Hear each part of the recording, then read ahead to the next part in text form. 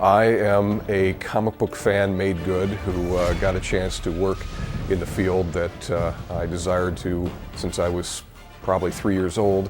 I've been working in comics as a painter, which I was trained to be at the American Academy of Art in Chicago.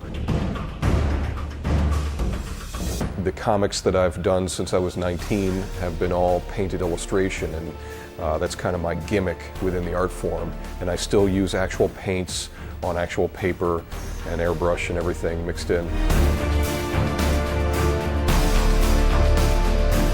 Given the number of years I've been working in comics, I've built up a lot of these things as being very special to my way of working, to get as photographic and as realistic as possible.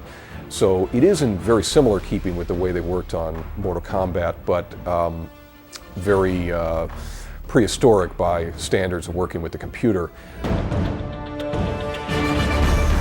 Even though I'm going from reference of my own initial drawing building up to a final painted finish, I am looking closely at all the reference I was provided for the game to see if there's anything more I can pick up on that's being done with these three-dimensional models that have an infinite layer of detail. You know, everything from hair to leather finish, and seeing how many of those textures can I actually incorporate into the final painting. I went to a lot of extremes to try and do that, with even illustrating the weave of Sonya's shirt, putting all the sort of cracks and detail that's in the armor of Scorpion, the chainmail of Raiden.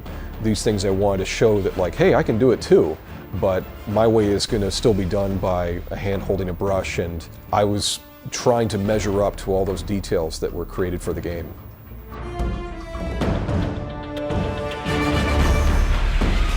The original sketch I did is extremely tight, and I follow that as closely as possible. Then going into the painted stage, it's almost like I've got a picture in my mind where I know exactly what it should turn out like, and I'm comfortable now with where it's going to go.